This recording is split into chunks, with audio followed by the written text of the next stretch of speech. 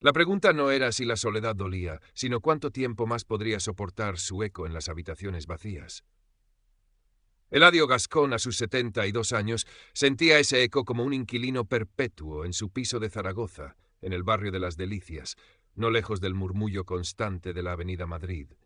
Cada mañana el ritual era el mismo, el café solo, amargo como algunos recuerdos, el heraldo de Aragón extendido sobre la mesa de hule, sus noticias un rumor lejano de un mundo que ya no sentía del todo suyo, y luego el paseo corto hasta el pequeño mercado, o, si el ánimo y el cierzo lo permitían, un poco más allá hacia el parque grande José Antonio Labordeta, donde los árboles eran viejos confidentes. Aurora se había ido hacía 3 años, llevándose consigo la música de la casa. Ella, con su risa fácil y su habilidad para llenar cualquier silencio, había sido el sol de su vida. Ahora solo quedaban las fotografías en blanco y negro sobre la cómoda del salón, sonrisas congeladas en un tiempo más feliz, y el sillón orejero de ella, vacío, frente al suyo. Su hija, Sofía, vivía en Valencia, casada con 2 nietos adolescentes que crecían demasiado rápido y a los que Eladio veía menos de lo que su corazón anhelaba. Sofía llamaba, se preocupaba, pero su vida era un torbellino de trabajo y responsabilidades. En una de sus visitas relámpago, cargada de tuppers y buenas intenciones, le había regalado una tablet. «Para que te entretengas, papá, para que no estés tan solo. Mira, te he creado un perfil en esto, se llama Alma Gemela Senior. Es para charlar, hacer amigos». Eladio había arqueado una ceja canosa, mirando el aparato brillante con una mezcla de recelo y curiosidad. Alma gemela a mi edad. «Hija, eso es para gente desesperada. Yo ya tuve mi alma gemela». «No es para buscar novia, papá», había insistido Sofía, sus ojos reflejando una genuina preocupación. «Es para conectar con gente, compartir aficiones. Anda, inténtalo. Por mí y por ella, por no añadir una preocupación más a su ya cargada existencia, Eladio había sentido con resignación. Los primeros días fueron un combate torpe contra la pantalla táctil. Sus dedos, acostumbrados a la firmeza de las herramientas de su antiguo oficio de contable, se sentían torpes y ajenos al deslizar y pulsar. Las notificaciones genéricas de la web, a Antonia G. le gusta tu perfil, Manuel R. te ha enviado un guiño, le parecían insulsas, impersonales. Consideró seriamente guardar la tablet en el mismo cajón donde dormían los álbumes de fotos de Aurora. Hasta que un día, entre el flujo insípido de mensajes, apareció uno diferente. «Valeria Cortés te ha enviado un mensaje». El nombre tenía una sonoridad elegante. Abrió la notificación con una lentitud casi ceremonial. «Disculpe mi atrevimiento, don Eladio», comenzaba el texto, «pero su perfil me ha transmitido una serenidad que hoy en día es difícil de encontrar. He leído que le gusta la historia y la poesía. A mí también. Me llamo Valeria». La foto de perfil mostraba a una mujer de unos 50 y tantos, quizás 60, con una sonrisa cálida y una mirada inteligente. El cabello castaño con algunas hebras plateadas enmarcaba un rostro de facciones suaves. Parecía real y amable. Eladio sintió un cosquilleo olvidado, una chispa de interés. Respondió con cautela, presentándose brevemente. Así comenzó un intercambio que poco a poco se convirtió en el faro de sus días. Valeria decía ser de Sevilla, aunque actualmente residía en Malta. Viuda, como él, amante de la historia, de los versos de Becker y Machado, de las tardes tranquilas con un buen libro. Malta, explicaba, era una estancia temporal, un asunto familiar muy delicado y privado, relacionado con la herencia de un tío lejano que había vivido allí. Pronto los mensajes se volvieron diarios, luego varias veces al día. Eladio se encontraba esperando con ansia el sonido de la notificación. Le hablaba de Zaragoza, de su querida Basílica del Pilar, de los paseos junto al Ebro, de sus años mozos. Compartía sus recuerdos de Aurora y Valeria escuchaba, leía, con una empatía que lo conmovía profundamente. Ella, a su vez, le enviaba descripciones vívidas de La Valeta, de sus calles empedradas y sus aguas azules, acompañadas a veces de fotografías que Eladio no podía saber, que eran robadas de blogs de viajes. «Eres un hombre maravilloso, Eladio», le escribió una tarde, lleno de ternura y sabiduría. Hacía tanto tiempo que no conectaba así con alguien. Él se sonrojó frente a la pantalla, como un adolescente. Se sentía rejuvenecer. La soledad, aquel inquilino perpetuo, parecía retroceder, acobardada por la luz que irradiaba Valeria. Pasaron a las llamadas telefónicas. La voz de Valeria era dulce, con un suave acento andaluz que a Eladio le resultaba encantador. Hablaban durante horas. Ella siempre tenía una excusa para no hacer videollamadas. Mi conexión aquí en la isla es pésima, querido. Se corta constantemente. Oh, hoy tengo un aspecto terrible. Se me ha estropeado el tinte. No quiero que me veas así todavía. Eladio, embriagado por la calidez de su voz y la intimidad de sus conversaciones, aceptaba sin cuestionar. La idea de verla se convertía en un anhelo dulce, una promesa futura. Un día, entre confidencias y risas compartidas, Valeria introdujo la primera sombra. Hablaba de los trámites de la herencia, de lo complicados que eran los asuntos legales en Malta. Hay un pequeño problema, Eladio. Un pago inesperado al notario maltés para unos papeles urgentes. No es mucho, unos 500 euros, pero me ha pillado desprevenida. Me da tanta vergüenza pedirte esto, cariño, pero estoy en un aprieto y aquí no conozco a nadie de confianza. En cuanto cobre la herencia, te lo devolveré con creces, por supuesto. Eladio no lo dudó. Su Valeria necesitaba ayuda. ¿Qué eran 500 euros comparados con la felicidad que ella le había devuelto? Al día siguiente acudió a su sucursal bancaria en la calle Delicias y realizó la transferencia. Sintió una punzada de algo parecido al secreto, pero la apartó. Era por una buena causa. Su humor cambió. Estaba más animado, tarareaba viejas coplas mientras preparaba el desayuno. Incluso Manolo, su viejo amigo con quien jugaba la partida de dominó los martes en el bar El Tubo del barrio, lo notó. «Te veo en las nubes, Eladio. ¿Alguna nueva ilusión?», le preguntó Manolo con su habitual socarronería. Eladio sonrió enigmáticamente. «La vida da sorpresas, Manolo. Sorpresas agradables. Pero también se volvió más reservado con ciertos temas.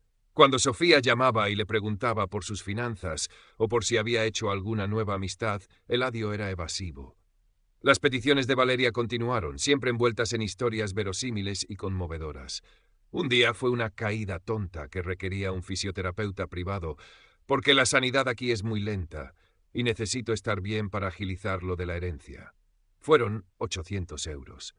Luego, una tasa imprevista para desbloquear unos documentos, 1.200.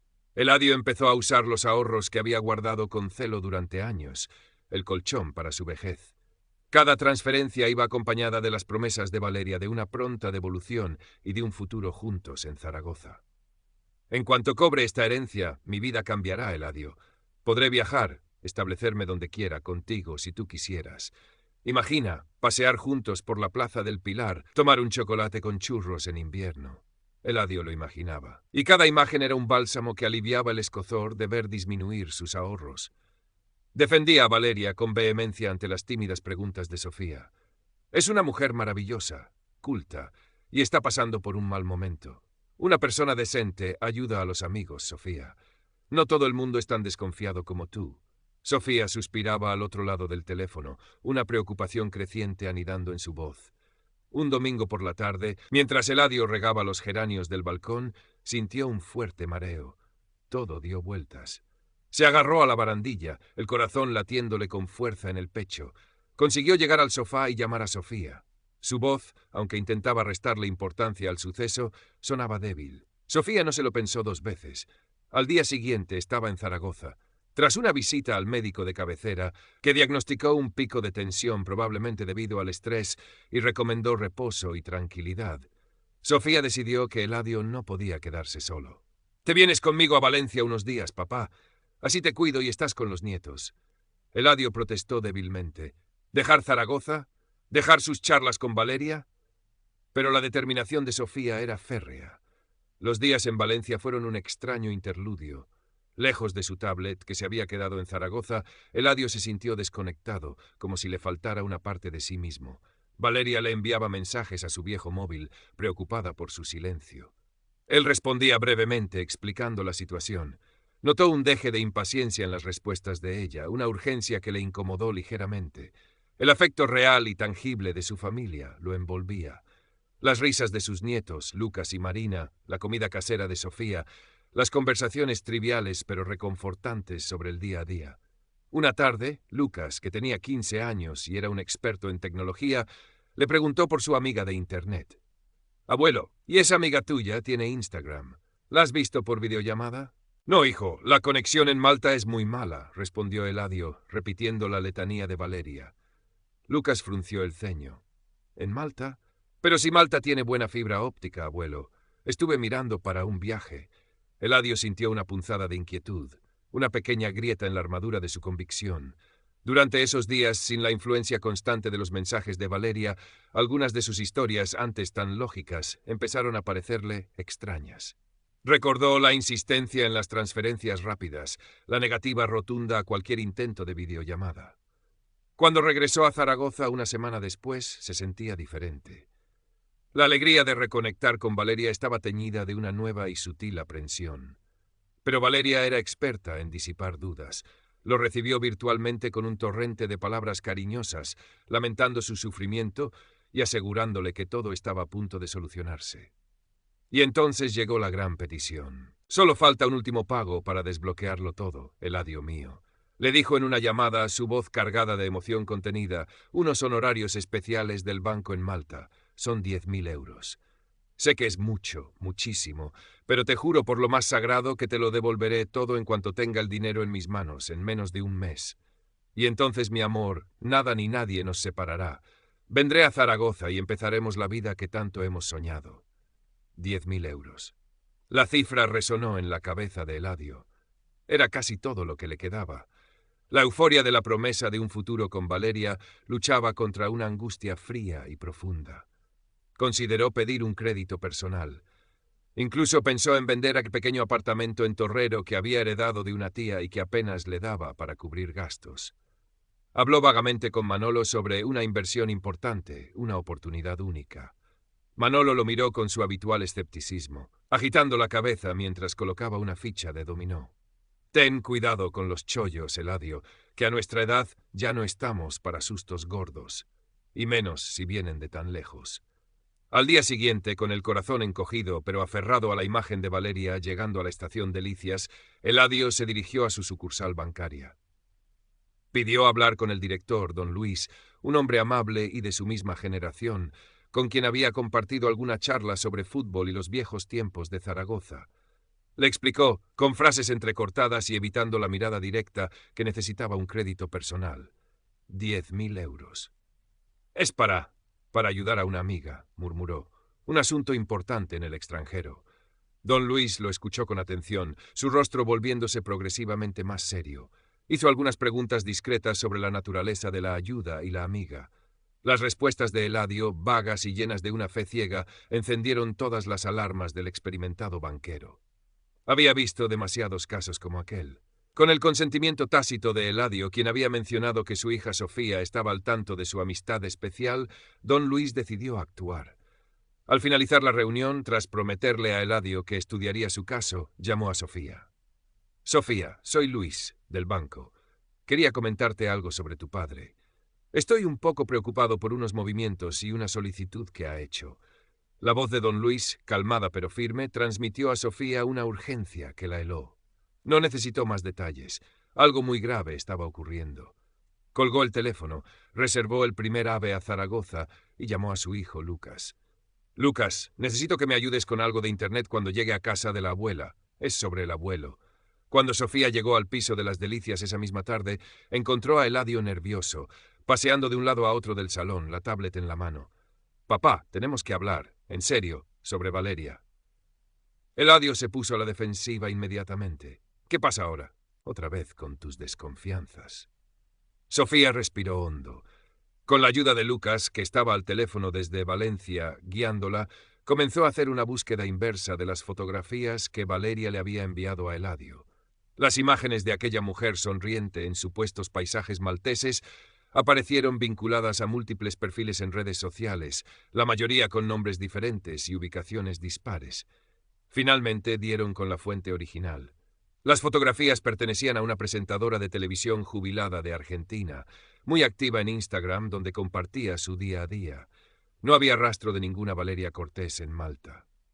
Con lágrimas en los ojos y un nudo en la garganta, Sofía le mostró las pruebas a Eladio en la pantalla de la tablet. «Papá, mira, esta no es Valeria. Te ha estado engañando». Eladio miró las imágenes, su rostro palideciendo por momentos. Sacudió la cabeza una y otra vez. «No.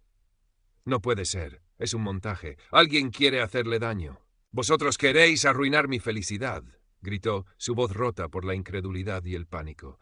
Sofía, con el corazón encogido por el dolor de su padre, insistió con suavidad pero con firmeza. Papá, por favor, llámala, pídele que haga una videollamada ahora mismo, o que te envíe una foto suya sosteniendo un papel con la fecha de hoy, algo que demuestre que es quien dice ser. Temblando, Eladio marcó el número de Valeria. No contestó. Volvió a intentarlo. Nada. Le envió un mensaje desesperado a través de la aplicación de citas. Valeria, mi amor, Sofía está aquí, dice cosas horribles de ti. Por favor, demuéstrale que se equivoca. Llámame. Haz una videollamada. Te lo suplico. La respuesta tardó unos minutos en llegar y no fue una llamada.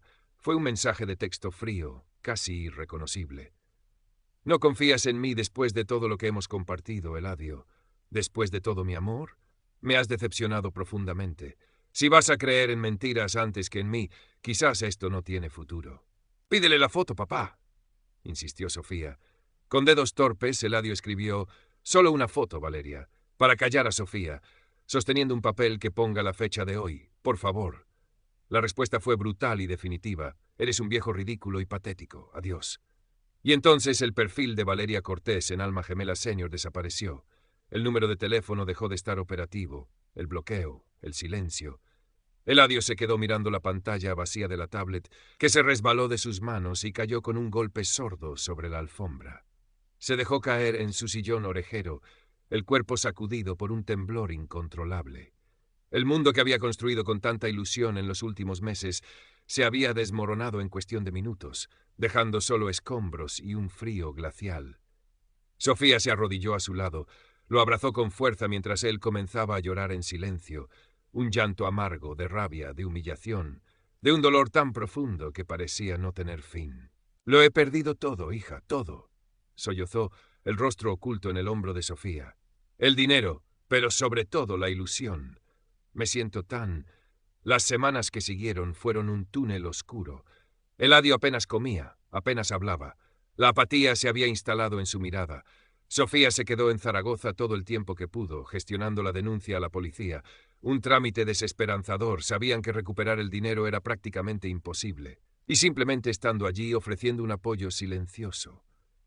Manolo también fue un pilar. Visitaba a Eladio casi a diario, le traía el periódico, le hablaba del barrio del Real Zaragoza, de cualquier cosa que no fuera Valeria. Un día, sin decir nada, desplegó el tablero de dominó sobre la mesa del salón. Jugaron en silencio durante 1 hora. Fue la primera vez en semanas que Eladio pareció conectar, aunque fuera mínimamente, con algo que no fuera su dolor. Meses después, la herida seguía abierta, pero ya no sangraba con la misma intensidad. Eladio había recuperado parte de su rutina, aunque sus paseos eran más cortos, su mirada más ensimismada. La confianza en el mundo y en sí mismo estaba rota. Un día, Sofía lo llamó con una nueva propuesta. «Papá, te he apuntado a un taller de historia local en el centro cívico del barrio. Empieza la semana que viene. Sé que te gusta mucho la historia de Zaragoza». Eladio dudó. La idea de exponerse, de socializar, le producía una pereza infinita, un miedo sutil a ser juzgado, a que su historia se supiera. Pero la insistencia cariñosa de Sofía y quizás un resquicio de su antigua curiosidad lo empujaron a aceptar. La primera sesión del taller fue extraña. Se sentía cohibido, observando a los demás asistentes desde un rincón. Pero a medida que el profesor comenzaba a hablar de los sitios de Zaragoza, de Agustina de Aragón, de Goya, algo en Eladio se removió, un interés genuino. Al salir, mientras recogía sus cosas, una señora de su edad, con el pelo blanco y una sonrisa amable, le comentó algo sobre